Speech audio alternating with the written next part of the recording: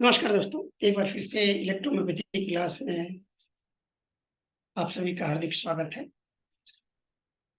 बहुत सारे चैप्टर धीरे धीरे करके निपटते जा रहे हैं और हालांकि आज जो चैप्टर पढ़ाया जा रहा है वो इलेक्ट्रोमोबिलिटी की दृष्टि से काफी समय से लोगों को इंतजार भी था और इम्पोर्टेंट भी है, दोनों बातें हैं।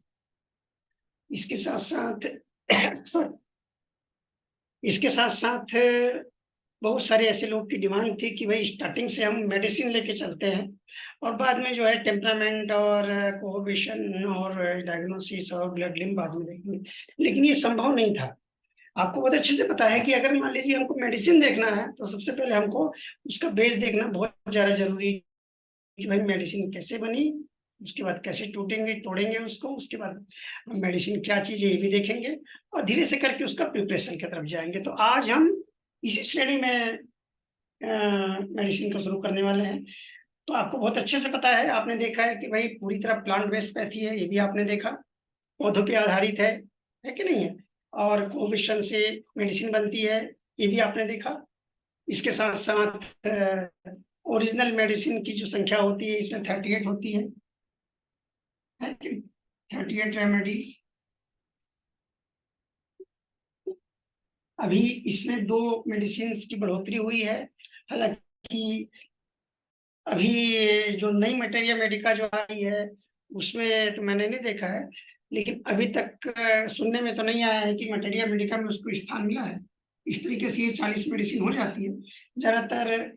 ये डॉक्टर रवि कुमार के जो टीम है उनकी, वो उनके सानिध्य में बनाई गई है। तो इलेक्ट्रिसिटी है जो ऑरेंज इलेक्ट्रिसिटी और वायलेट इलेक्ट्रिसिटी के नाम से, वो अभी उनका रिसर्च चल रहा है। अभी मैं पिछले 8 एक साल से मैं कंटिन्यू सुन रहा हूँ और रिसर्च का भी सक्सेस है। तो हम यहाँ पे फिलहाल इनको नहीं पढ़ेंगे, हम सिर्फ 2 ही आई मीन ओरिजिनल जो मेडिसिन है उसको देखेंगे और कंपाउंड जो पहले से हम पढ़ रहे हैं उसको हम ध्यान दें। मिला के 65 मेडिसिन जो है उसको हम ध्यान पढ़ेंगे। तो सबसे पहले हम क्लासिफिकेशन देखेंगे, जिसका वर्णन स्टार्टिंग मैंने बताया था कि कई तरीके से किया गया है। टेम्परामेंटल भी किया गया है और बॉडी लैंग्वेज के हिसाब से भी किया गया है। और चूंकि ये आपको बहुत अच्छे से पता है कि हर पैथी जो रहती है किसी न किसी रूल पे वो टिकी हुई रहती है। तो मेडिसिन का जब निर्माण होता है तो भी उस रूल को ध्यान में रखकर ही मेडिसिन बनाया जाता है। ओके।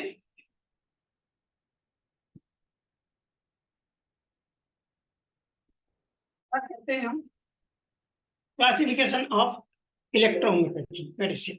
ओके।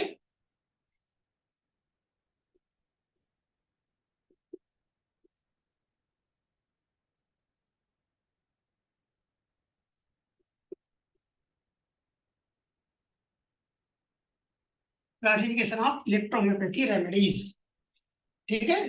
इसको हम क्लासिफाई क्लासिफाई करेंगे जैसे कि आगे चल के, हालांकि टेम्परामेंट का फर्स्ट पार्ट हुआ है अभी, आगे चल के आपको पता चल जाएगा। ब्लड और लिम्फ को यहाँ टारगेट किया गया है सबसे पहले क्लासिफिकेशन में। सबसे पहले इसको बांटा गया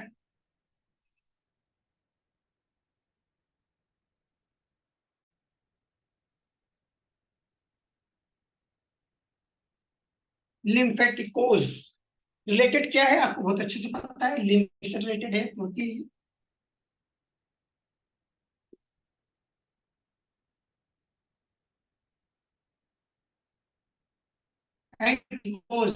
एनजीओ जो शब्द होता है बहुत अच्छे से आपको पता है। एनजीओ का जो रिलेशन होता है इसका मतलब क्या होता है, ब्लड, है ना। आप बड़े अच्छे से देखेंगे तो एनजीओ का मतलब होता है ब्लड, जो प्योर ब्लड जिसमें ऑक्सीजन होती है, एनर्जी जो पाई जाती है, उसको हम एनजीओ के नाम से जाना जाता है कि नहीं। ये आप जब अपने डिक्शनरी देखेंगे तो आपको पता चल जाएगा। हालांकि आपको पता है, फिर मैं आपको एक बार फिर से यहाँ पे हिंट दे रहा हूँ। इसके अलावा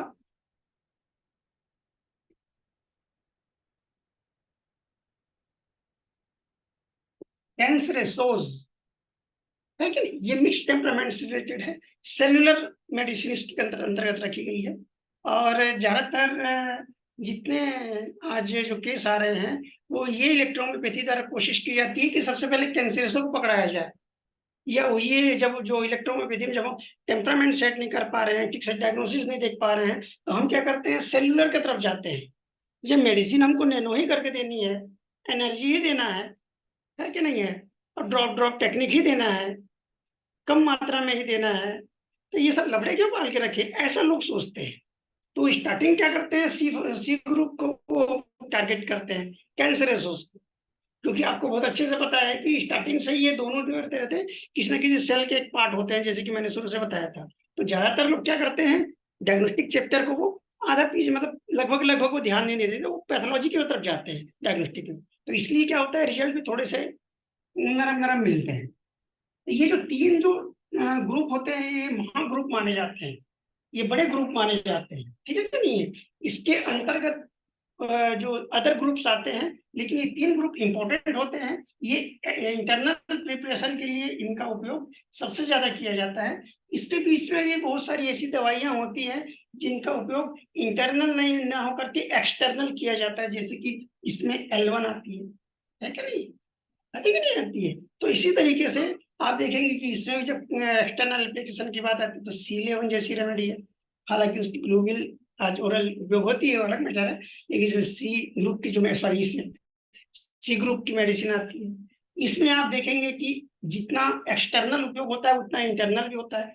इसमें बहुत सारी ऐसी चीजें सामने आती है जिनका एक्सटर्नल उपयोग कॉमनली किया जाता है, जैसे कि फेब्रिफिगियो 2 है कि नहीं है। तो ऐसी जो दवाइयां सामने आती है वो इनके ओरल मेडिसिन के बीच में भी रखी गई है ना? क्योंकि उनके उनका नेचर जो रहता है वो काफी ज्यादा गर्म और फास्ट वर्किंग होता है और तेजी से डीपली इफेक्टिव देखी गई है। अब कुछ दवाइयां जो रहती है सुपरफिशियल पे काम करती है, तो वो और बहुत ही ज्यादा फास्ट वर्किंग के चलते, क्योंकि जितनी जो सुपरफिशियल में एक्टिव पार्ट जो होता है वो सेंसेशन का पार्ट होता है, और सुपरफिशियल में फैली हुई जो पतली पतली कैपिलरीज जो होती है उसका पार्ट होता है। अगर मान लीजिए सही तरीके से देखा जाए तो वो तुरंत उस पार्ट को अटैक करती है, तो सेंसेशन वाला जो पार्ट होता है वो बहुत जल्दी प्रभावित होने लगता है। तो कुछ दवाइयां ऐसी होती है जो सेंसरी नर्व के माध्यम से डायरेक्ट वर्क करने लगती है, जो पूरी तरीके से वो ना तो ज्यादा हीटेड होती है और ना ही पूरी तरीके से वो ज्यादा कूल होती है, इस तरीके से देखी गई है। तो जैसे कि डब्ल्यू जैसी रेमेडी जो सामने आती है, आपने देखा बहुत अच्छे से, तो ये कॉमन सिलेक्शन सामने आता है। और इस तरीके से, और इलेक्ट्रिसिटी की तो खैर बात ओरल इंटरनल में आती है, एक्सटर्नल में आती है। इसमें भी आपने देखने को मिला होगा कि भाई कभी आप S3 को एक्सटर्नल एप्लीकेशन में दिया, कभी आप S5 को एक्सटर्नल एप्लीकेशन में दिया, तो ये देखने को मिलता है। ये हम देखेंगे आगे चल के कि भाई कौन सा नेचर कैसे सेट होता है और क्यों एक्सटर्नल दिया जा रहा है और कब इंटरनल दिया जा रहा चाहिए, ये भी हम देखेंगे। तो ये जो तीन ग्रुप है, ये रिलेटेड लिम्फ से है, ये रिलेटेड जो रहता है,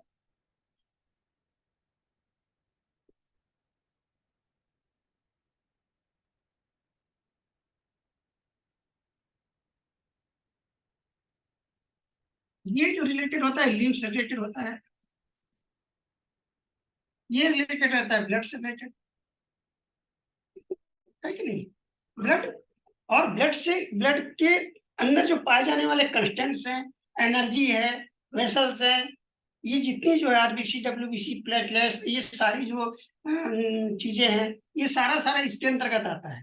और लिम्फ से रिलेटेड डब्ल्यूबीसी ज्यादा देखा गया है, डब्ल्यूबीसी आती है, ग्लैंडुलर सिस्टम आता है, डाइजेस्टिव सिस्टम आता है, ये सारा सारा इसके अंतर्गत आता है। इसके साथ साथ इंडोक्राइन का 50% से ज्यादा पार्ट इसमें सपोर्ट करते हुए देखा जाता है।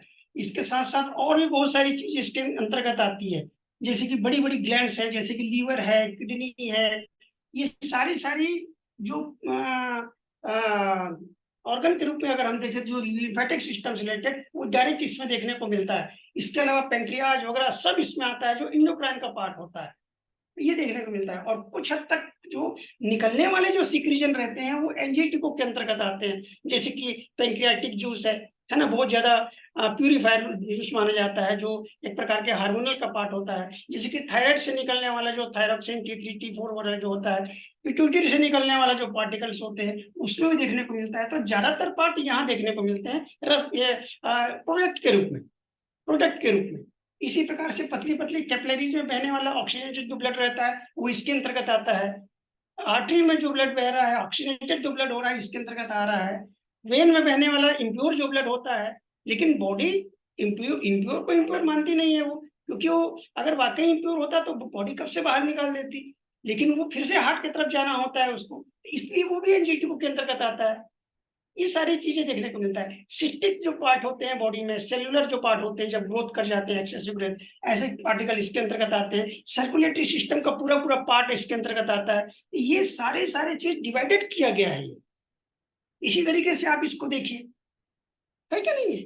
इसमें एक चीज और है, मेटाबॉलिक पार्ट इसमें इसमें इसमें तीनों को बराबर प्रभावित करता है। यहाँ से मेटाबॉलिक पार्ट शुरू होता है, यहाँ पे आता है, उसके बाद फिर यहाँ पे आके विराम होता है। लेकिन कुछ केसेस ऐसे सामने आते हैं जो मिक्स टेम्परामेंट के होते हैं। इसके अलावा मिक्स के अंतर्गत जैसे बिलियस टेम्परामेंट, इन दोनों से मिला जुला जो आता है, नर्वस टेम्परामेंट जैसे आते हैं, इन दोनों से मिला जुला। इसमें भी आपने देखा होगा कि इंडोक्राइन के साथ साथ वो जब अपना ये मेटाबॉलिक जो पार्ट रहता है वो भी कैंसर के अंतर्गत आता है।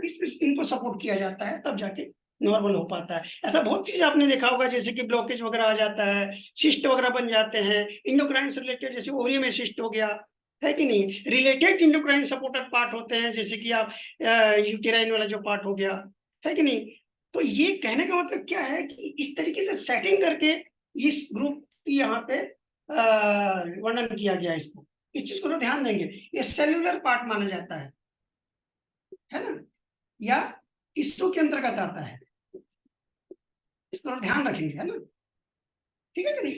ये ब्लड एंड सर्कुलेटरी पार्ट, ये इसके अंतर्गत आता है। ये आगे चल के सब आपको समझ में आ जाएगा, इसलिए इसको पहले समझाना ज्यादा जरूरी समझा। इसके अंतर्गत ये सारा का सारा पार्ट इंटरनल के अंतर्गत आता है, कुछ मेडिसिन एक्सटर्नल में आती है। इसके अलावा इलेक्ट्रिसिटी आती है,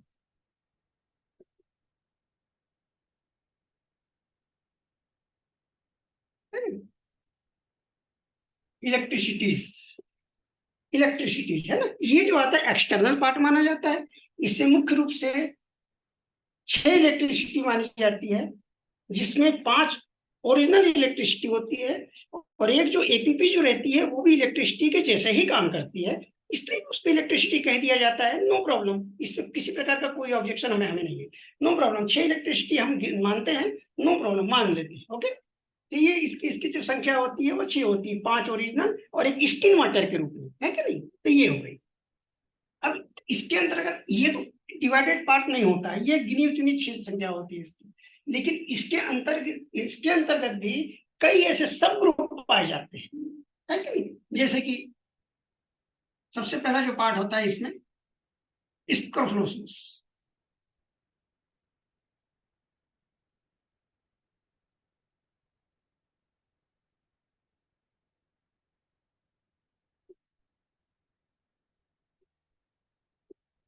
स्क्रोफलोसोस, है कि नहीं, स्क्रोफलोसोस। दूसरा जो पार्ट होता है लिम्फेटिकोस,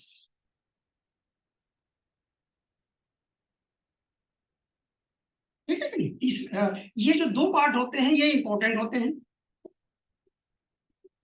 ये सब ग्रुप माने जाते हैं। ये इसके अंतर्गत रखे गए सब ग्रुप है जो लिम्फ को अटैच करते हैं, लिम्फ को सपोर्ट करते हैं, और इस माध्यम से फिर वो किसी सेल के माध्यम सेल पे जाते हैं। जो मीडिएटर का जो काम करता है वो इस यहाँ पे सर्कुलेटरी या लिम्फेटिक सिस्टम, इसमें ये मीडिएटर का काम करता है। इसके साथ साथ मीडिएटर का जो काम करता है वो है इंडोक्राइन सिस्टम, मीडिएटर का काम करता है वो metabolic system, digestive system. Digestive के ऑर्गन जो होते हैं ये इसके प्राइमरी पार्ट होते हैं। मतलब इस तरीके से आप जब समझेंगे तो आसानी से समझ में आएगा। इसके इसके अलावा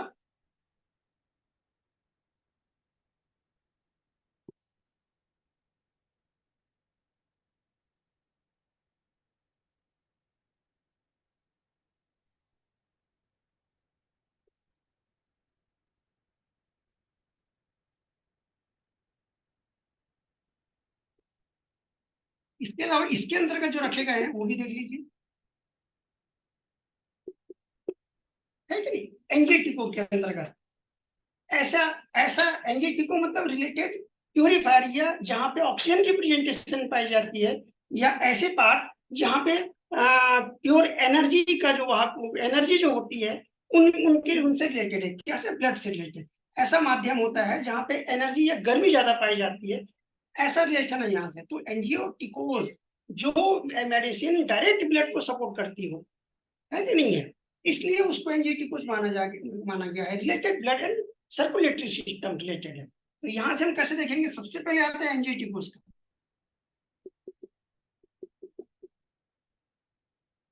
एंजियोटेक्टिकोस में आपको बहुत अच्छे से पता है, एंजियोटेक्टिको की जो दवाइयां हैं वो डायरेक्ट सर्कुलेटरी सिस्टम पे, हार्ट पे, ये हार्ट के सारे चैनल्स पे काम करती है कि नहीं। इसके साथ साथ ब्लड के जितने भी कंस्टेंट्स होते हैं उस पे सारे सारे जगह काम करती है, ये भी आपने देखा है कि नहीं। इसके अलावा इसी के अंतर्गत जिसमें एनर्जी का एक पार्ट होता है, इसी के अंतर्गत फैब्रिक ग्रुप।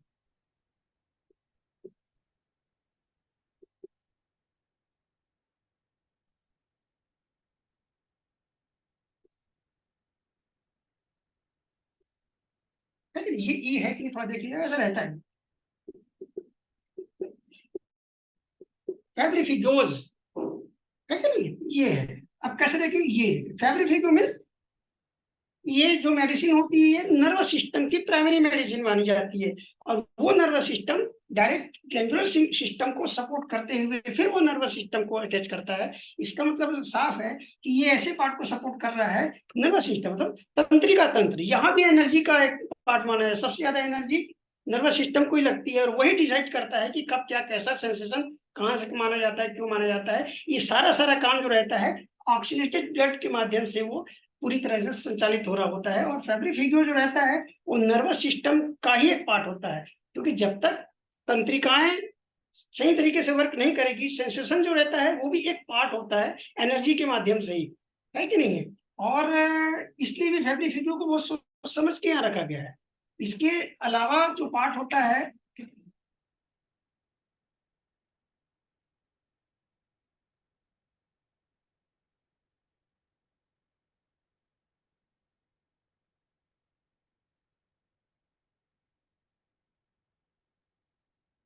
पेटोराइड्स, है कि नहीं है, ये ग्रुप जिसको आप बोलते हैं, ठीक है कि नहीं। अब आप क्या देख रहे हैं कि यहाँ से पेटोरियल वाला जो पार्ट आता है वो लंग्स वाला पार्ट, सर्कुलेटरी सिस्टम का खास एरिया रहता है। आपको पी, आपने क्या देखा, पी फॉर, ये आपने जो देखा है वास्तव में ये कहीं ना कहीं पेटोरल से रिलेटेड ही है। पेटोरल का रिलेटेड होता है लंग्स या रिलेटेड सर्कुलेटरी या रिलेटेड जहाँ पे ऑक्सीजन की प्रेजेंटेशन डायरेक्ट पाई जाती है, या इस तरीके से इसका देखा गया है। आप जरा लैटिन वर्ड में खोजेंगे तो आपको सब पता चल जाएगा, ये सब चीजें है ना, नहीं। इसलिए इस तरीके से नाम के साथ इसको सेट किया गया है, और ये भी कहीं ना कहीं इसको सपोर्ट करता नजर आता है, ये आपको बहुत अच्छे से पता है। इससे रिलेटेड एक पार्ट और होता है इससे,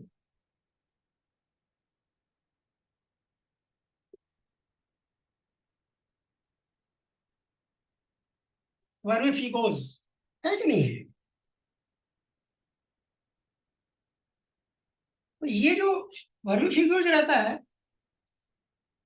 इसका इसका जो एक्सप्लेनेशन थोड़ा सा टेढ़ा नजर आता है।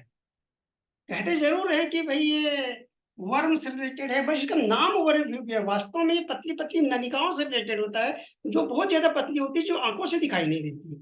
इसलिए इसको नर्वाइन मेडिसिन, नर्व की मेडिसिन कही जाती है, और ये ग्लैंड की मेडिसिन रिलेटेड उसके बाद फिर वो इस तरीके से मानी जाती है। यस, ये देखने को मिलता है। तो छोटी छोटी चीजें जो रहती है बहुत ज्यादा इंपॉर्टेंट है इलेक्ट्रोहोम्योपैथी में, और ये डायरेक्ट नर्वस सिस्टम को अटैच करती है, डायरेक्ट नर्वस सिस्टम को क्रॉस करके ब्रेन तक पहुंचती है। जबकि ये हाइपोथैलेमस के बैरियर को जो रहती है वो क्रॉस करने की, हाइपोथैलेमस के बैरियर को क्रॉस करना पड़ता है फैब्रिफिको मेडिसिन को, बल्कि वर्मिफिको को ये करने की जरूरत नहीं पड़ती, वो डायरेक्ट पहुंचती है। तो डायरेक्ट पहुंचने वाली मेडिसिन वर्मिफिको होती है, और ये एक डायग्नोस्टिक मेडिसिन के रूप में भी इस ग्रुप का काफी वर्णन मिलता है। जब मान लीजिए आपको मेडिसिन काम करना बंद कर दे, तो आप वर्मिफिक्यूवन का इस्तेमाल कीजिए। आपने पुरानी पुस्तकों में पढ़ा होगा, कभी जब मेडिसिन काम करना बंद कर दे, आपने सुना होगा शायद, है ना, किसी बुक में लिखा है। इसके अलावा यदि मान लीजिए मरीज ठीक हो जाए, आपको पता कैसे चलेगा ठीक हुआ कि नहीं हुआ। आप वर्बन की ग्लोबिल 2 दिन चला के देखिए, उसको 2 से 3 दिन, दिन में 2 बार चला के देखिए, 3 बार चला के देखिए, पता चल जाएगा कि ठीक हुआ कि नहीं हुआ। अगर वो ठीक हो गया होगा तो रिलेटेड जो जिसके लिए आपने दवाइयां दी होगी, जो रोग हुआ होगा, वो उसके सिस्टम सामने नहीं आएंगे। और यदि मान लीजिए उसका कुछ पार्ट अगर बचा होगा ना, तो शाम रात से फिर से उसको हल्का हल्का लगना शुरू हो जाता है। तो ये डायग्नोस्टिक मेडिसिन कही जाती है, ऐसा देखने को मिलता है। दूसरी बात, मेडिसिन काम करना अगर बंद कर देती है तो आप वर्मीफ्यूगो की एक डोज दे दीजिए पानी से, गर्म पानी से। आपकी कोई सी मेडिसिन अगर काम करना बंद कर दी हो तो एक डोज दे दीजिए बीच में, बाकी मेडिसिन पर काम करना शुरू कर देती है। बस आपकी डोसोलॉजी करेक्ट रहनी चाहिए। ओके, ये 4 ग्रुप जो रहता है कहीं ना कहीं पाइपलाइन वाले एरिया से रिलेटेड है इसका। आपने बहुत अच्छे से देखा है इसको। और कहीं ना कहीं एंजियोटिको से डायरेक्ट इनडायरेक्ट दोनों रिलेशन देखने को मिलता है। और इसलिए भी इन सारे के सारे सब ग्रुप्स, ये सब ग्रुप्स है, इसलिए मैंने इस तरीके से लिखा है इसको। ये सब ग्रुप्स एंजियोटिकोस के अंतर्गत रखे जाते हैं। ठीक है कि नहीं? अब देखिए ये कैंसरेसोस के अंतर्गत सबसे पहले कैंसरेसोस आता है इसमें।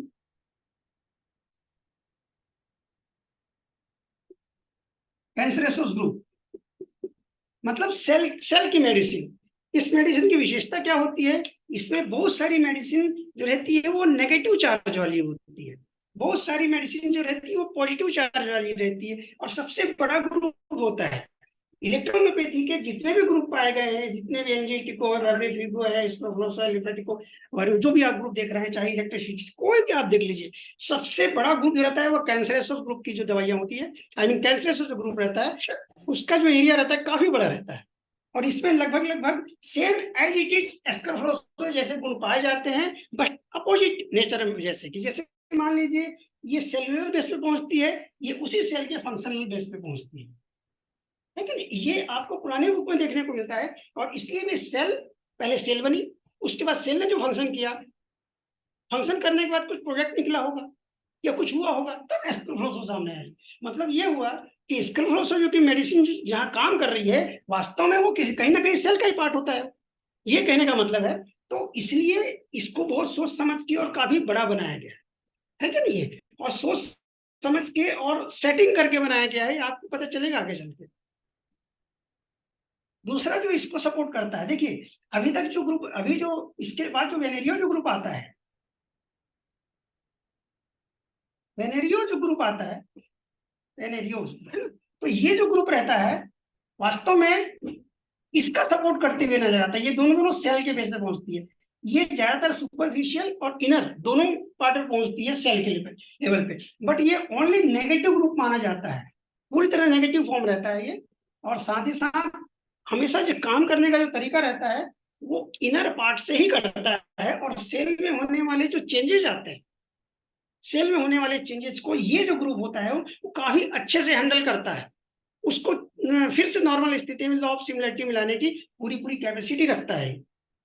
ये इसकी विशेषता होती है। ये आगे चल के आप देखेंगे तो पता चलेगा कि कहीं ना कहीं वेन ग्रुप जो होता है वो वेन ग्रुप इन सभी को सपोर्ट करता नजर आता है कि नहीं? ये देखने को मिलता है। इसलिए वेन ग्रुप का इस्तेमाल सभी जगह कॉमन नहीं किया जाता, जहां उसकी जरूरत होती है तभी उसका सपोर्ट किया जाता है। ज्यादातर इसका जो पार्ट होता है जो कमर से नीचे की तरफ जो रहता है, लोअर पार्ट जो रहता है, उसमें ज्यादातर इसका उपयोग होते देखा गया है। ऐसे अंग जो बहुत ज्यादा अंदर पाए जाते हैं, बॉडी के अंदर बहुत ज्यादा डीप में पाए जाते हैं, जैसे कि आप ओवरी को देखिए, बार्थोलिन ग्लैंड को देखिए, फीमेल की चैप्टर में बता रहा हूँ, यूटेरस को देखिए, सर्विक्स को देखिए, ये सारे सारे ऑर्गन बहुत अंदर पाए जाते हैं। इसी तरीके से मेल बॉडी में आप देखिए, मेल बॉडी में जितने जो अंदर की तरफ पाया जाने वाला जो पार्ट होता है, जैसे कि मान लीजिए लीवर का सेल्यूलर इनर पार्ट जो रहता है वो काफी डीप पाया जाता है। बोन का जो स्ट्रक्चर है, बोन मेरो वाला जो पार्ट रहता है उस पार्ट में देख लीजिए, स्किन की इनर लेयर की तरफ आप देख लीजिए, तो ऐसा जो पार्ट रहता है। इसके अलावा बॉडी में मेल बॉडी में निकलने वाले हार्मोन्स का पार्ट ले लीजिए, उस ग्लैंड्स की इनर मेम्ब्रेन की तरफ आप जाइए, उस पार्ट में देख लीजिए। तो कहने का मतलब क्या है, रीनल में कॉर्टेक्स वाला जो पार्ट होता है, ये जो हो गया, कहने का मतलब क्या है, ये हमेशा जब भी काम करेगा तो इनर पार्ट से ही करेगा, है कि नहीं? तो ये कुछ चीजें देखने को मिलती है और ये मोस्ट कॉमन ग्रुप है। ऐसा कहा जाता है कि जब अगर मान लीजिए ये कोई भी मेडिसिन काम करना अगर बंद कर देती है और पता चल रहा है कि आपने सब कुछ दिया और काम नहीं हो पा रहा है, तब आप वेनेरियो ग्रुप उससे मिक्स कर देते हैं। वेनेरियो ग्रुप मिक्स कर देते हैं तो होता क्या है कि आपको पॉजिटिव रिजल्ट मिलने लगते हैं उससे। ये देखने को मिलता है, सोच समझ के मिलते हैं। जबकि वर्मीफ्यूगो का इस्तेमाल कब किया जाता है? जब मेडिसिन काम करना बंद कर दे, या मेडिसिन ये पता ना चले कि भाई काम किया नहीं किया, पेशेंट ठीक हुआ नहीं हुआ, ठीक होने के बाद ही पता नहीं चला, है कि नहीं? कोई बोलता है कि भाई मेरे को पहले दिन मेडिसिन लिया और 80% आराम हो गया, ठीक है नहीं, अब वो फिर नॉर्मल लाइफ जीने लगता है। पता चल रहा है दूसरे दिन फिर सब कुछ वही डेली रूटीन शुरू कर देता है, मेडिसिन भूल जाता है क्योंकि अब वो ठीक होने लगा। तो ऐसे समय में अगर ये मेडिसिन दे दिया जाता है तब पता चल जाता है कि वास्तव में उसको आराम हुआ था कि नहीं हुआ। तो ये डायग्नोस्टिक मेडिसिन है, और ये किसी भी मेडिसिन को सपोर्ट करने वाली मेडिसिन के रूप में शामिल होती है। जब आप कंपाउंड में मिलाते हैं तब, सिंगल देते हैं तो वन मैन आर्मी का काम करती है कि नहीं, उसको अदर मेडिसिन की आवश्यकता नहीं पड़ती है।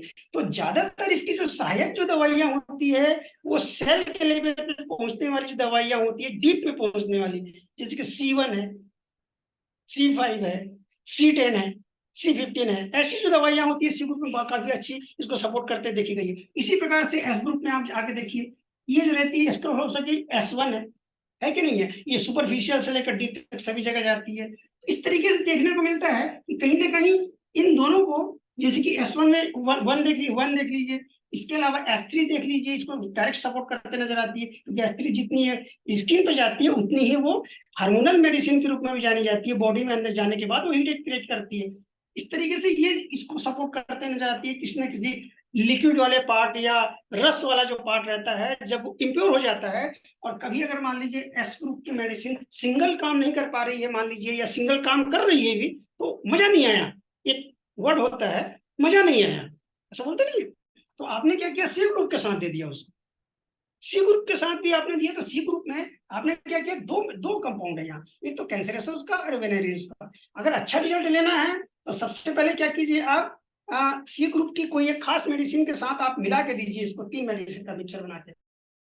और यदि मान लीजिए आपका डायग्नोस्टिक सही है, आप एक्सपीरियंस होल्डर हैं, तो आप डायरेक्ट एस ग्रुप के साथ डायरेक्ट आप मिक्स करके दीजिए उसको, आप अपने हिसाब से सेट करके दीजिए और तुरंत रिजल्ट मिलना शुरू हो जाते हैं। तो कहने का मतलब क्या है, किसी भी मेडिसिन को ये जो दवाई होती है वेनेरियो की, वो उसको डीप ऑर्गन पे ले जाने में सहायक होती है।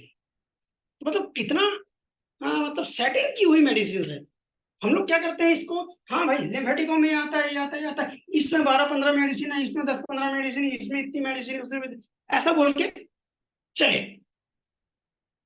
ऐसा चलना शुरू कर। तो हम लोग क्या करते हैं, कहीं ना कहीं हम अपने आप को ये छोटा महसूस कर पाते हैं कि भाई हमने देखो इतनी मेहनत की और ठीक से इसको एक्सप्लेन नहीं समझा, नहीं सामने वाला समझाया नहीं, क्योंकि उसको हमने कभी बोला नहीं, बोला होता तब तो समझाता हूँ। तो आप जहां से भी अगर मान लीजिए आप कभी भी इसके अलावा कभी ऑनलाइन ट्रेनिंग अटेंड करेंगे या ऑफलाइन ट्रेनिंग अटेंड करेंगे, इस ट्रेनिंग के अलावा भी, तो साफ साफ बताए बोलिए कि मेरे को ये जगह समझ में नहीं आई, ये क्या लिखा है, इनके बाद डॉट क्या लिख दिया है, समझ में नहीं, सारी सीधा सीधा बोलिए आप, ये क्या लिखा है, ये है कि नहीं, इसका ये मेरे को समझ में नहीं आया सर, मेरे को पढ़ने तो हो रहा है लेकिन आपने जो समझाया वो मेरे दिमाग में नहीं घुसा, सीधा सीधा बोलिए उसको। तो लेकिन इतना बोलने के लिए पहले आपको उसको पढ़ के जाना पड़ेगा, है कि नहीं। ऐसा नहीं कि आप बिना बिना पढ़े आ गए, ऐसा करेंगे तो वो एक्सप्लेन नहीं करेगा, क्योंकि हर चीज वो पूरा पूरा थोड़ी बताते फिरेगा, ऐसे में तो 10 साल लग जाएंगे बताते बताते, तो बहुत बड़ा कोर्स है फिर। आप लोग फिजिशियन है इसलिए मैं इसको ब्रीफली एक्सप्लेन कर रहा हूँ। ठीक है, ये तो बात होगी, ये इस तरीके से देखने को मिलता है इसमें। और ये डायरेक्ट सेल के लेवल पे सुपरफिशियल से लेकर के इनर पार्ट तक, देखिए हर एक चीज का 3 पार्ट होता है कि नहीं, हर एक चीज का 3, जैसे स्किन के 3 पार्ट होते हैं, वैसे हर एक ऑर्गन का 3 पार्ट होता है, हर एक सिस्टम का 3 पार्ट होता है, हर एक बॉडी मतलब हर एक बॉडी का भी है सुपरफिशियल पार्ट, इनर पार्ट मतलब मिडिल पार्ट और इनर पार्ट। जो इनर पार्ट होता है वो बोन का होता है, सबसे ज्यादा नेगेटिविटी पाई जाती है। तो ये तीनों के तीनों पार्ट पे जाती है, और कहीं ना कहीं इन सेल्युलर पार्ट को कहीं ना कहीं ए ग्रुप और एल ग्रुप में ये दोनों दवाइयां, ए ग्रुप की ये चारों, तो ये कहीं ना कहीं सपोर्ट कर रही होती है। कभी भी जब सेलुलर डिसीज होती है, जैसे थैलेसीमिया हो गया, इसके अलावा कभी लिम्फोसाइटोपिनिया हो गया, थ्रोम्बोसाइटोसिस हो गया, इसके अलावा कभी मेजर डिसीज होते थे, यूटेराइन कार्सिनोमा हो गया, या ब्रेन ब्रेन में ट्यूमर होती है, जितनी जो सेलुलर जो डिसीज सामने आती है, सबकी प्रधानता ये सी ग्रुप सामने आती है, जिसमें ये दोनों ग्रुप समान रूप से सपोर्ट कर रहे होते हैं। ये समझना पड़ता है, और सिलेक्शन ऑफ रेमेडी में सारी चीज बताऊंगा। इसके अलावा इलेक्ट्रिसिटीज में मुख्य रूप से आपको बहुत अच्छे से पता है, रेड इलेक्ट्रिसिटी और ब्लू इलेक्ट्रिसिटी, ठीक है कि नहीं, ये दोनों पॉजिटिव मानी जाती है, ठीक है कि नहीं। इसके अलावा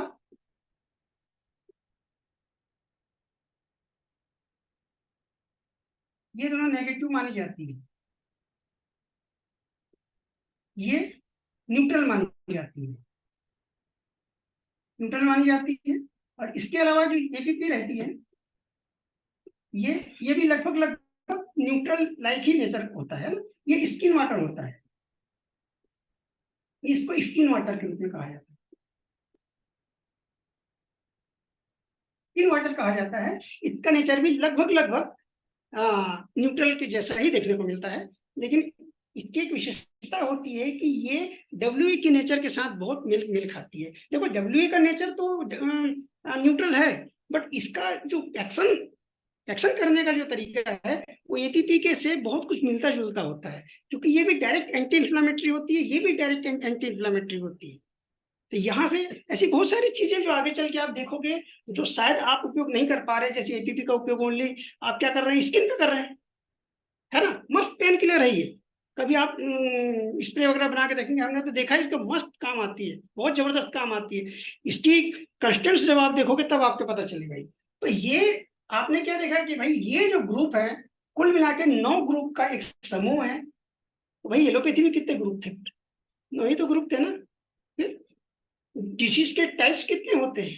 9 टाइप्स होती है ना। आप कहाँ जा रहे हैं, देखिए आप कहीं ना कहीं एक मेजर साइंस को अटैच कर रहे हैं। डिसीज के टाइप कितने होते हैं? 9 टाइप्स होते हैं, 9 स्टेजेस होती है कि नहीं होती, बताइए। तो ये देखने को मिलता है। आपने क्या देखा कि बॉडी के जो मेजर सिस्टम जो होते हैं वो 9 टाइप्स होते हैं, और कभी कभी 2 अलग सिस्टम उसको सपोर्ट कर रहे होते हैं, है कि नहीं। ये देखा बॉडी में 9 जो गेट्स होते हैं, फीमेल में 10 गेट्स होते हैं आउटपुट के लिए, ऐसी बहुत सारी देखने को मिलता है। तो ये क्लासिफिकेशन ऑफ इलेक्ट्रोहोम्योपैथी रेमेडी इस 9 ग्रुप्स का एक प्रकार का समूह होती है कि नहीं, जिसमें मेनली 4 बड़े ग्रुप को रखा गया है। पहला लिम्फेटिकोस, दूसरा एंजियोटिकोस, तीसरा कैंसरेसोस, और चौथा जो होता है इलेक्ट्रिसिटीज, जिसमें लिम्फेटिकोस के अंतर्गत जो 2 सब ग्रुप आ गए, तो ये 2 हो गए। एंजियोटिको के अंतर्गत 4 सब ग्रुप आ गए, तो 2 और 4 6 हो गए। कैंसरेसो में सेलुलर मेडिसिन होती है, तो 6 के साथ 2 अलग अलग ग्रुप और आ गए, तो कुल मिला के 8 ग्रुप हो गए। और एक इलेक्ट्रिसिटीज, ये ग्रुप्स नहीं है, ये इलेक्ट्रिसिटी टाइप ऑफ इलेक्ट्रिसिटीज है, नंबर ऑफ इलेक्ट्रिसिटीज है। तो 6 इलेक्ट्रिसिटीज एक एपीपी के साथ मिला के 6 हो गई। तो इस तरीके से देखने को मिलता है, कुल मिला के 9 ग्रुप्स का एक समूह होती है, जो कंप्लीट इलेक्ट्रोहोम्योपैथी कंप्लीट होती है यहाँ से, है ना। इसके अलावा जब हम देखेंगे कि लिम्फेटिकोस की जब डेफिनेशन हम देखेंगे, स्क्रोफलोसोस की देखेंगे, एंजियोटिको फेब्रिफिको की जब हम देखेंगे, तो काफी बड़ा एरिया देखने को मिलेगा, है कि आप इसको बड़े गौर से देखेंगे तो पता चलेगा कि जो डेफिनेशन आपने यहाँ स्टडी की है, वहां पे डायरेक्ट आप खुद सेलेक्ट कर सकते हैं। आपने जैसे कि देखा कि ये दोनों एक ही सिक्के के अलग अलग पहलू थे, है कि नहीं। ब्लड से छना हुआ पार्ट जो था लिम्फ था, लिम्फ को फिर लिम्फ अलग होकर के उसमें फिर अलग अलग टाइप के आपने देखा है बहुत अच्छे से। तो अलग सिस्टम अलग होता है, और पार्टिकल्स जो होते हैं रिलेटेड लॉ के हिसाब से वो अलग शो करते हैं। इलेक्ट्रो मतलब पैथी के हिसाब से जो लॉ सेट किए गए उस लॉ की बात कर रहा हूँ। यहाँ से देखने को मिलता है हमको इस तरीके से। मतलब कहने का क्या है कि डॉक्टर मेटी साहब ने आज से इतने साल पहले भी वो चीज को बहुत अच्छे से देखा था। आज हम बोलते हैं ना डॉक्टर मेटी साहब ने कुछ नहीं दिया, कुछ नहीं दिया। कैसे कुछ नहीं दिया? हमने पढ़ा नहीं ना, हमने समझा नहीं उस चीज को। ये सारी चीजें पहले से ही बनी बनाई हमारे लिए प्रसाद के रूप में मिल रही थी, और हमने उसको क्या किया। हाँ, एंजाइटी को ब्लड साफ करती है, बीपी रोकने की दवाई है, ऐसा ऐसा पढ़ना शुरू कर दिया हम। तो हमारी गलती थी ना भाई, उसको कंप्लीट पढ़ना चाहिए था हमको कि इसकी डेफिनेशन क्या होती है, ये कहाँ क्यों जा रही है, कैसे जा रही है, किसके माध्यम से जा रही है कि नहीं, ये समझ में आना चाहिए, कहाँ से कहाँ तक जा रही है। तो ये सारी चीजें हमको समझ में आएगी आगे चल के।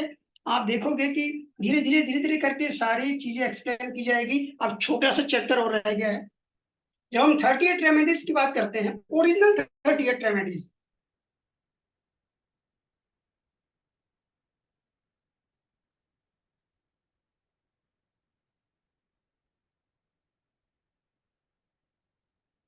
ओरिजिनल 38 की जब बात करते हैं तो उसको हम नंबर आप देख लेते हैं। इसमें कुल मिला के आप देखेंगे स्टोफ्लोसो में S1 2 3 ओरिजिनल आप गिनते जाइए, कितनी हुई? 3। इसके अलावा 5, 6, 7, 8 कंपाउंड रहेगी, 9 भी कंपाउंड रहेगी, 10 है कि नहीं है, फिर 11 और 12 कुल मिला के, और इसके अलावा स्लास 9 मेडिसिन होती है इसमें।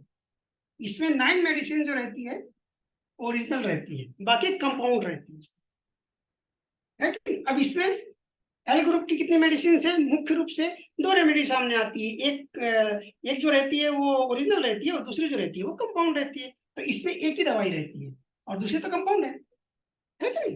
अब देखिए एंजीटिको में 3 दवाइयां ओरिजिनल रहती है, बाकी पूरी पूरी कंपाउंड रहती है। A1, 2, 3 ये 3 ओरिजिनल रहती है। फेब्रिफिगो में दोनों ओरिजिनल रहती है। पेटोरेल में 4 रहती है, फेब्रिफिगो में दोनों रहती है, वेनेरियो में 1 रहती है। अब यार कैंसरेसो में कितनी दवाई रहती है? आप देखिए गिनिए, जैसे इसको गिने थे उसी तरीके से गिनिए। देखिए हम लोग बेस से शुरू कर रहे हैं, ऐसा नहीं है कि मैं कुछ बता दिया तो नहीं, हम गिनेंगे उसको। देखिए C1, 2, 3, 4, 5 और 6 यहां तक ओरिजिनल आ गई। फिर 7, 8 और 9 ये कंपाउंड हो गई।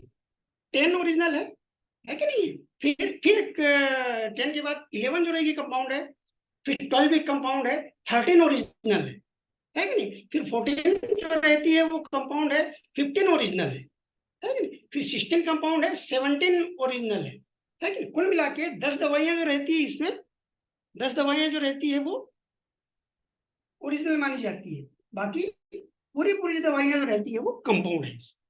कुल मिला के इसके अलावा ये जो रहती है कुल मिला के 6 कितनी होगी नहीं है कि नहीं है? ये 38 रेमेडीज का ये एक अंगूर का गुच्छा है, जिसको आप जितना अच्छे से टेस्ट लेंगे, जितना अच्छे से उसको समझेंगे, उतना अच्छा समझ में आएगा।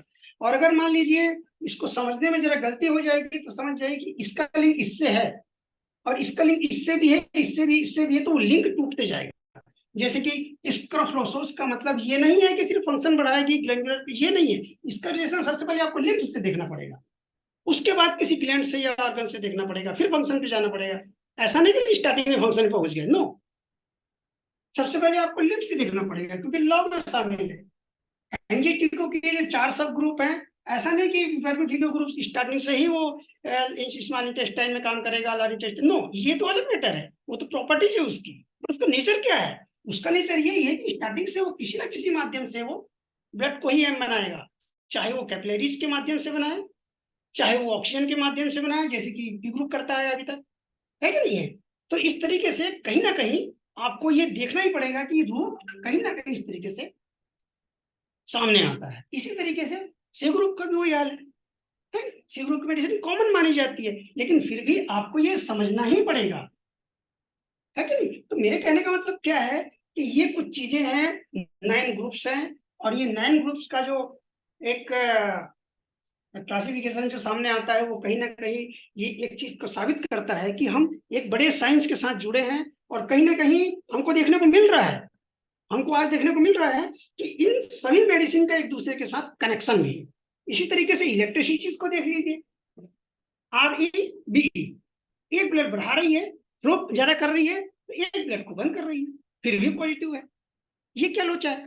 अब देखिए वाई नर्वाइन पे जाकर के डायलेट कर रही है, आई मीन क्या बोलते हैं उसको, फैला रही है ऑर्गन को, है कि नहीं? इंटेस्टाइन को क्या करती है, हल्का सा वो स्ट्रेचेबल करती है, स्ट्रेचेबल नेचर पाया जाता है, इलास्टिसिटी करती है, हिलाने वाली मेडिसिन होती है, नर्व हो चाहे सेल हो, इस तरीके से नेचर पाया जाता है। जबकि वही ग्रीन इलेक्ट्रिसिटी उसको क्या करती है, क्योंकि नेगेटिव नेचर होता है, तो उसको क्या करती है, बेस पे पहुंच करके उसको रिपेयर करने की कोशिश करती है और उसको फिर से नई सेल ग्रोथ करने की कोशिश करती है। मतलब जब तक वो सिकुड़ेगा नहीं तब तक नया सेल कैसे ग्रोथ करेगा, या खराब सेल बाहर कैसे निकलेगा, या इस तरीके देखने को मिलता है। अगर वो फैल जाएगा, मान लीजिए तो कैपिलरी फैल जाएगी, तो दोनों अपोजिट वर्क करती करती जरूर है, लेकिन फिर भी नेगेटिव है कि नहीं है? तो ये देखिए एक मिनरल सपोर्टर है, बट ये वाई नर्वस सिस्टम के माध्यम से उसी ब्लड में पाए जाने वाले कंस्टेंट को सपोर्ट करती है, एनर्जी को सपोर्ट करती है, क्योंकि ये नर्वस सपोर्टर है इसलिए एनर्जी को सपोर्ट करती है। तो कहने का मतलब क्या है, ये अलग अलग टाइप की मेडिसिन दिखती जरूर है, हम पढ़ते जरूर हैं कि दोनों पॉजिटिव है, लेकिन फिर भी दोनों में अंतर है। अपोजिट चलती है दवाइयां, अपोजिट चलती है भाई। आपको मालूम है बहुत अच्छे से। आरईबी का जो आपने जब सिलेक्शन किया होगा तो आपको बहुत अच्छे से पता है। अभी इतने सारे ग्रुप में मेंबर जुड़े हुए हैं। अभी इतने मेंबर अगर मान लीजिए मैं कहूंगा कि किस किसने आरई का सबसे ज्यादा उपयोग किया है, बहुत कम लोग सामने आएंगे। क्यों? क्योंकि एक आरी के बारे में जो धारणाएं बना के रखे हैं लोगों ने कि भाई ये गर्म होती है, गर्मी भड़का देती है, ऐसा करती है, वैसा करती है, तो आदमी तो वो डर के मारे ही वो बेचारा पीछे हट जाता है। बताइए। लेकिन बी के बारे में तो देखने को नहीं मिलता है। एक्सटर्नल एप्लीकेशन में स्किन में कब कब आरी लगाया आपने पेन को छोड़ करके? बताइए। बहुत कम देखने को मिलता है कि नहीं? तो कहने का मतलब ये है कि सारी की सारी दवाइयां अपनी अपनी जगह बिल्कुल सही है। आरी भी उतनी हार्मफुल नहीं है जितनी दिखाई देती है, उतनी हार्मफुल नहीं है। क्यों? क्योंकि इसका रिलेशन जब हम ग्लैंडुलर सिस्टम से देख रहे हैं, डाइजेस्टिव सिस्टम से देख रहे हैं, तो आरी के साथ अटैच होता है। इसका रिलेशन आगे चल के आपको पता चलेगा। क्योंकि जठर अग्नि जो होती है वो बहुत ज्यादा हीटेड होती है और उसका नेचर जो है आरी से कनेक्ट होता है। जबकि ये एस्करहोल्सो को, सिर्फ एस्करहोल्सो को सपोर्ट करती है। लिम्फेटिक को सपोर्ट करने वाली दवाइयां होती है, एक तो वेन ग्रुप सपोर्ट करती है, ए ग्रुप की सारी दवाइयां सपोर्ट करती है। कभी कभी सी ग्रुप भी बहुत अच्छे सपोर्ट करता है, इसमें देखने को मिलता है। उसका कारण सिर्फ इतना होता है क्योंकि न्यूट्रल दवाई है। सीधी सी बात सामने आती है। और न्यूट्रल का नेचर तो किसी के साथ भी मिला दो, लेकिन एस के साथ मिलाने से क्या होगा? दोनों एक ही टाइप की मेडिसिन हो जाएगी, काम वही होगा। आप सिंगल देंगे तो भी वही काम होगा, और एल के साथ मिलाकर भी देंगे तो भी वही काम होगा। तो ये जो अंतर होते हैं ये बहुत ज्यादा जरूरी होते हैं हमारे सिलेक्शन को समझने में। ये तो होता क्या है कि हम सिलेक्शन इतना सा लंबा चौड़ा कर देते हैं, हम ये भी नहीं समझ पाते हैं कि देखिए आपने जब रीनल के लिए मेडिसिन क्या क्या दी। देखिए मैं आपको एक छोटा सा एग्जांपल बता रहा हूँ, हालांकि सब्जेक्ट नहीं, फिर भी मैं आपको बता दे रहा हूँ। आपने कभी भी अक्सर ग्रुप में देखा होगा, सबसे पहले क्या दिया? किसी को किडनी में स्टोन हो गया, यूटीआई हो गया, चलो यूटीआई इन्फेक्शन हो गया, चलिए इन्फ्लामेशन हो गया, चलिए नो प्रॉब्लम। आपने देखा क्या क्या देगा? सबसे पहले पिक्चर नंबर जो भी था, XYZ 1 2 जो भी था, S2 सीट, फिर इसको क्या किया? S6 C6। अब देखिए C6 भी आ गया, C2 भी आ गया। अब देखिए वेन 1 C17। अब देखिए 1 2 और 3, ये सब एक ही जगह जा रहा है, एक ही जगह जा रहा है ना?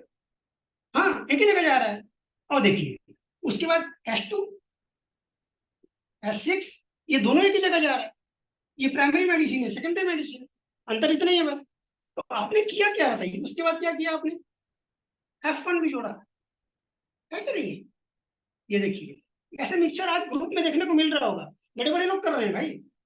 इसमें क्या होता है कि सारी सारी दवाइयां एक ही रूप में जा रही है। अब ये सिलेक्ट करना समझना बहुत मुश्किल हो जाता है कि कहाँ कौन सी मेडिसिन खास मेडिसिन थी। यूटीआई में खास मेडिसिन कौन सी थी? ये वहां कोई टेक्स्ट तो नहीं लिखा हुआ है कि भाई यहाँ पे H2 ही काम करेगी। इसमें भी लिखा हुआ है, मेडिसिन प्रॉपर्टी में देखेंगे आप, C2 में भी लिखा हुआ है, S6 C6 सभी में लिखा हुआ है। तो आपको ये समझना पड़ेगा यूरिनरी ट्रैक्ट इन्फेक्शन, तो यूरिनरी ट्रैक्ट तो खूब बड़ा है ना भाई। वो कहाँ से शुरू होता है? रीनल वाले चैप्टर से शुरू होकर के यूरेथ्रा तक आता है। अब इन्फेक्शन कहाँ हुआ है आपको ये समझना पड़ेगा, उसके बाद आपको मेडिसिन सेलेक्ट करनी पड़ेगी, तब जाके वो सही होगा। अदरवाइज क्या होगा? फिर आंख बंद करके तीर मारने वाली बात हो जाएगी। ये तो पता चल रहा है कि यूरेटर में हल्का सा वो इंफ्लामेशन कंडीशन है, पता चल रहा है कि नहीं वो रीनल में कहीं थोड़ी प्रॉब्लम थी तो थोड़ा सा इंफ्लामेटरी कंडीशन में आ रही है, पता चल रहा है कि नहीं वो यूरिन ट्रैक्ट में कहीं वो पता चल रहा है कि वो क्रिस्टल्स वगैरह निकल रहे हैं, पस निकल रहा है, क्रिस्टल के साथ पस निकल रहा है, तो आपको पता होना चाहिए क्या निकल रहा है ना? अमोनिया यूरिक एसिड वगैरह निकल रहा है, उसके साथ पस निकल रहा है, तो आपको पता होना चाहिए कि ऐसी कंडीशन में कौन से पार्ट में ये प्रॉब्लम हो रही है कि नहीं? तो ये छोटी छोटी जो चीजें होती है ये आपको बता देती है, रिपोर्ट्स बता देती है। मैं लंबा चौड़ा ये नहीं बता रहा हूँ कि आपको खाली पल्स देखिए या ब्लड लिम्फ देखिए, नो, उसको तो आपको खैर देख ही रहे हैं। लेकिन बहुत सारी चीजें आज मॉडर्न मेडिसिन में आ गई है जो आपको डायग्नोस्टिक चैप्टर में हेल्प कर रही है, कम से कम उसकी हेल्प लीजिए। तो ये आपको इतनी सारी मेडिसिन देने की आवश्यकता नहीं पड़ेगी अगर मान लीजिए आपने सही डायग्नोसिस किया, है कि नहीं? तो आपको सिलेक्टेड रेमेडीज देने की जरूरत पड़ेगी। एक मेन रेमेडी होगी, उस रेमेडी को आप किसी दूसरी रेमेडी के साथ सेलेक्ट करेंगे जो कि उस एरिया पे डायरेक्ट अटैच हो, बस 2 मेडिसिन। और अगर मान लो आपको लगता है कि नहीं कुछ देना और चाहिए, या अगर इन दोनों मेडिसिन को अगर तीसरी मेडिसिन अगर सपोर्ट कर रही हो, नो प्रॉब्लम आप दे सकते हैं, है कि नहीं। लेकिन 3 मेडिसिन ज्यादा देने की आवश्यकता नहीं पड़ती। आप एक्सटर्नल में 10 मेडिसिन मिला के दीजिए, नो प्रॉब्लम, कोई बोलने वाला नहीं है। लेकिन इंटरनली मिलाएंगे तो फिर कोई भूत प्रेत खड़ा होगा ग्रुप में और वो बोल देगा कि सर यहाँ पे तो पूरा आपने 38 दे दिया, मुझे तो कुछ बताया ही नहीं, बोल देगा। फिर कैसे करेंगे। तो ऐसे बहुत सारे लोग बैठे रहते हैं, है कि नहीं। ऐसी गलती कहाँ से होती है कि आपने इन ग्रुप्स को देखा, इनसे रिलेटेड मेडिसिन पढ़ी, सब कुछ पढ़ा, आपने आपने पता चला कि ये ल्यूकोसाइटोसिस था, है ना। ल्यूकोसाइटोसिस इंफ्लामेटरी कंडीशन इन ल्यूकोस, मतलब डब्ल्यूबीसी कहीं ना कहीं अनबैलेंस बता रहे हैं, जिसके कारण शरीर में उडिमा, चेहरे पे व्हाइटनेस या थका थका महसूस होना, इरिटेट महसूस होना, जल्दी थक जाना, सफोकेशन होना, ये सारे चीज सारी आ रही है, इंफ्लामेटरी कंडीशन होती है। आपने डायग्नोसिस किया और डायरेक्ट आपने देख लिया कि हाँ ल्यूकोसाइटोसिस लिखा है, डायरेक्ट मेडिसिन सेलेक्ट कर दी, तब आपकी ये ढेर सारी मेडिसिन हो जाती है। जबकि आपको हिस्ट्री पूछनी चाहिए थी उसकी। जब आप हिस्ट्री पूछेंगे तब उसकी रूटीन पता चलेगी, और रूटीन पता चलेगी तो पता चलेगा कि नहीं कहाँ गलती हो रही है, कहीं मेटाबॉलिक प्रॉब्लम तो नहीं है, मेटाबॉलिक अनबैलेंस तो नहीं है, ये भी आपको समझ में आ जाएगा। रात के ज्यादा देर तक सोना जागना ये सब उल्टा पुल्टा तो कहीं नहीं हो रहा है, देर से खाना पीना तो नहीं हो रहा है, ठंडा भोजन वगैरह तो नहीं हो रहा है। भोजन की तासीर के ऊपर भी डिपेंड करता है कि रात के जब भोजन ले रहा है तो कोई कूलिंग तासीर वाली तो नहीं ले रहा, ये सारी चीजें मायने रखती है। तो ये छोटी छोटी सी चीज में आपका सिलेक्शन आप जो रेमेडी है वो चेंज होने लगता है। तो इन ग्रुप को अगर मान लीजिए आप सपोर्ट कर रहे हैं, जैसे एसिक्स सपोर्ट कर रहे हैं, तो एसिक्स का आप क्या करते हैं, आंख बंद करके C6 जोड़ देते हैं, ये है। जबकि होना क्या चाहिए था, यहाँ पे वेन वन होना ज्यादा जरूरी था C6 से, क्योंकि S6 तो पहले वैसे ही काम कर रही थी जैसे C6 काम कर रही थी। क्या गलती की आपने, गलती सिर्फ इतनी हुई, S6 के साथ आपको C6 नहीं देना चाहिए था, दे दिया, रिजल्ट मिल गया, वो अलग मैटर है। लेकिन काम दोनों का जैसा हो रहा था, आपकी डायग्नोसिस के ऊपर डिपेंड करता है कि आप S6 के साथ C6 देते दे या ना दें, ये आपकी डायग्नोसिस के ऊपर डिपेंड करता है। तो ये छोटी छोटी सी चीज ये कब पता चलेगी, जब हम ये देखेंगे कि इसका रिलेशन क्या है। आपने जब आरी के साथ अल्टरनेट करके वाई दे दिया, कहाँ लिखा है बताइए, कोई ऐसी बुक है जो पुरानी बुक स्टार्टिंग में किसी ने कहा है। ये तो बंदर वाली बात हो गई। अभी पीछे वीडियो आया था कि एक बंदर जो था वो ऊपर चढ़ रहा था तो ऊपर से पानी फेंक दिया, तो पता चल रहा है 3-4 जनरेशन की वैसी, और ऊपर पानी पानी गिरे चाहे मत गिरे वो नीचे खींचते हैं पकड़ के, टांग पकड़ के खींचना कहते हैं वो, ये वही चीज है। तो लिख दिया किसी ने, आज के किसी साइंटिस्ट लेवल के व्यक्ति ने कही आर अल्टरनेट देन वाई कर दिया, आपने देखा यहाँ पे, देखा आपने, और बस शुरू हो गए। कभी अपना गणित लगा के देखिए कि इन दोनों के बीच में कोई मेल जोल नहीं है, तो कैसे अल्टरनेट वाई कर दिया वहां पे। ये अपने प्रोटेक्शन के लिए कर दिया गया और कुछ भी नहीं है इसमें। तो ये कहने का मतलब क्या है, एक रिलैक्सर मेडिसिन है, एक डायलेटर मेडिसिन है, अंतर इतनी होती है। ये रिलैक्सर और डायलेटर में जिस दिन फर्क समझ में आ जाएगा, आप सिंगल मेडिसिन उपयोग करेंगे उस दिन से आप। तो ये कुछ चीजें थी जो आपको समझना बहुत ज्यादा जरूरी था। मैं और ज्यादा डिटेल में नहीं जाऊंगा, इसके अंतर्गत और बहुत सारी चीज मैं अभी आपको बता दिया हूँ। अभी ये सारी चीजें फिर से खुलेगी आने वाले नए एपिसोड में। आप क्या देखेंगे कि इसको प्रोसेस समझेंगे और इससे रिलेटेड फिर मेडिसिन समझेंगे, एक एक मेडिसिन का भी डिटेल समझेंगे। आप थोड़ा पढ़ के आइएगा, मैं शुरू से कहते आ रहा हूँ, थोड़ा सा आप स्टडी करके आएंगे तो आपको समझने में आसानी होगी। नहीं तो होगा क्या कि कुछ नया सब्जेक्ट हो जाएगा फिर आपके लिए, तो फिर मजा नहीं आएगा, काम करने में मजा नहीं आएगा, मेरे को पढ़ाने में मजा नहीं आएगा। मेरे को पता चलना चाहिए ना कि जो मैं बोल रहा हूँ आप लोग को अच्छा लग रहा है, मजा आ रहा है, कि कुछ भाषण टाइप का लग रहा है, कुछ नेता टाइप का लग रहा है, क्या लग रहा है। आप लोग को पता चलना चाहिए कि मैंने जो यहाँ बताया है क्या आपको वो ठीक लगा नहीं लगा, आपको उससे क्या समझ में आया। अपने ग्रुप में कीजिए, मैसेज कीजिए, आपको कितना समझ में आया, तब तो मुझे पता चलेगा। तो ये छोटी छोटी चीजें आप गलतियां शुरू से करते आ रहे हैं और फिर से वही गलती कर रहे हैं मेरे ग्रुप में, फिर किसी दूसरे ट्रेनर के पास आप जाएंगे तो ये गलती नहीं करेंगे। आप कोशिश कीजिएगा कि यहाँ आप जो मिल रहा है पूरा लीजिए, और दूसरे ट्रेनर जब भी आप जाएंगे तो कंप्लीट होके जाएंगे, है कि नहीं है। ताकि अगर मान लीजिए कोई फ्रेंड अगर गलती कर रहा हो तो आप उसको बता सकते कि नहीं आप इसमें ये दे सकते हैं, आप इतना तो बोल सकते हैं ना, बस। तो ये आप योग्य हो जाएंगे, इतने अपने आप चले जाएंगे। हालांकि आप सब प्रैक्टिशनर हैं, योग्य हैं, लेकिन फिर भी मैं क्या कह रहा हूँ, थोड़ा स्टडी करके आएंगे तो जल्दी पकड़ पाएंगे, मेरे कहने का मतलब। तो दोस्तों कल हम क्या करेंगे कि इसी क्लासिफिकेशन ऑफ रेमेडी में से किसी एक चैप्टर को, एक ग्रुप को समझेंगे हम, और उसकी कोई मेडिसिन हम शुरू करने की कोशिश करें। हालांकि बड़े ग्रुप हैं फिर भी हम इसको कोशिश करेंगे दोस्तों, है ना, आगे बढ़ेंगे हम, क्योंकि सब्जेक्ट काफी बड़ा है, इसलिए हम जल्दी करने की कोशिश कर रहे हैं उसको। तो मुझे पूरी आशा है कि भाई आज का जो सब्जेक्ट था, classification of medicine, sorry, classification of remedy, classification of electrohomeopathy दवाइयाँ, जो भी आप समझ सकते हैं, classification of electrohomeopathy remedial group, कई जगह देखने को मिलता है, ये सारी चीजें एक ही मतलब है। ये आपको समझ में आया होगा, और कहाँ समझ में नहीं आया है आप ग्रुप में लिख के भेज दीजिएगा, थोड़ा सा पढ़ लीजिएगा, उसके बाद मेरे को ग्रुप में भेजिएगा और उसका आंसर आपको दे दिया जाएगा। ओके दोस्तों। और मेरे कहने का मतलब थोड़ा पढ़ के आइए, है ना, ये है।